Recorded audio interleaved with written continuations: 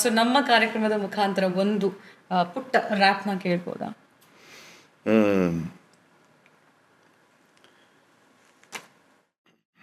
ನರ್ನಿಗಿರುವ ಸಹಜ ಗುಣವು ಸ್ವಾರ್ಥದ ಆಲೋಚನೆ, ಸರಿ ತಪ್ಪು ಬಗ್ಗೆ ಇಲ್ಲಿ ಯಾರಿಗಿಲ್ಲ ಚಿಂತನೆ. ಓ ದೇವ, ನಿನ್ನ ಹೆಸರಲ್ಲೂ ನಡೆದಿದೆ ವಂಚನೆ, ಸದಾ ಮನದಲ್ಲಿ ಪರಿವರ್ತನೆಯ ಪ್ರಾರ್ಥನೆ. ಸುಳ್ಳು ಮೋಸದಾರಿ ತೊರೆದು ಮಾಡಬೇಕು ಸಾಧನೆ, ಧರ್ಮದ ಹಾದಿ ಹಿಡಿದ ನನಗೆ ನೀಡು ನಿನ್ನ ರಕ್ಷಣೆ. ಈಶ್ವರ ಅಲ್ಲ ಕ್ರೈಸ್ತ ಎಲ್ಲ ಒಂದೇ ಎಂಬ ಭಾವನೆ, ಎಲ್ಲಿರುವೆ ಪರಮಾತ್ಮನೆ ನೀಡು ನನಗೊಂದು ಸೂಚನೆ. ಕಾಮ ಕ್ರೋಧ ಸಿರಿ ಸುಖ ಎಂಬ ವೈರಿಗಳನ್ನು ನಿನ್ನ ಮನದಿಂದ ತೊಲಗಿಸು, ನಿನ್ನ ಆತ್ಮದ ಕೂಗನ್ನು ಕೇಳು, ನಿನ್ನ ಮನಸ್ಸಲ್ಲಿ ಕಟ್ಟಿರೋ ಬೇಲಿಯನ್ನು ಕಿತ್ತೊಗೆದು ಮೇಲೆದ್ದೇಳು.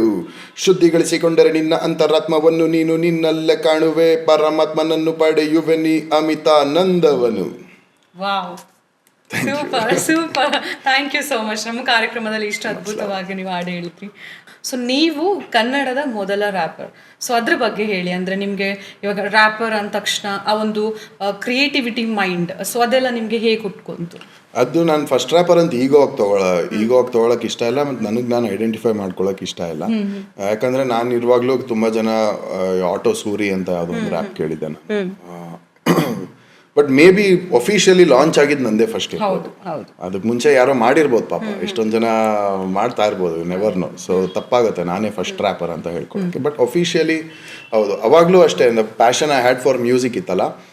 ಪಬ್ಗೆಲ್ಲ ಹೋದಾಗ ಇಂಗ್ಲೀಷ್ ಹಾಡು ಕೇಳ್ತಾ ಇದ್ರು, ಎಂಜಾಯ್ ಮಾಡ್ತಾ ಇದ್ರು, ಬಟ್ ಲಿರಿಕ್ಸ್ ಯಾರಿಗೂ ಕನೆಕ್ಟ್ ಆಗ್ತಾ ಇರಲಿಲ್ಲ. ನಾನು ಅಬ್ಸರ್ವ್ ಮಾಡ್ತಾ ಇದ್ದೆ, ಬರೀ ಒಂದು ಪರ್ಟಿಕ್ಯುಲರ್ ಹುಕ್ ಲೈನ್ಗಳೇ, in the end it doesn't even matter ಅಷ್ಟೇ. ಅದಾದ್ಮೇಲೆ ಏನೂ ಎಲ್ಲ ಇದಾಗ್ತಿರಲಿಲ್ಲ. ಅವಾಗ ನನಗೆ ಅರ್ಥ ಆಗಕ್ಕೆ ಸ್ಟಾರ್ಟ್ ಆಯ್ತು, okay they enjoy this feel, this music, this rhythm, but not the lyrics. May be ಇದೇ ಮ್ಯೂಸಿಕ್, ಇದೇ ರಿದಮ್ಗೆ ನಾವು ಕನ್ನಡ ಫ್ಲೋ ಕೊಟ್ಟರೆ, ಕನ್ನಡ ಹಾಕಿದ್ರೆ ಇನ್ನೂ ಮಜಾ ಇರತ್ತಲ್ಲ ಅಂತ ಒಂದು ಕ್ಯೂರಿಯಸ್ ಥಾಟ್ ಹುಟ್ಕೋತು.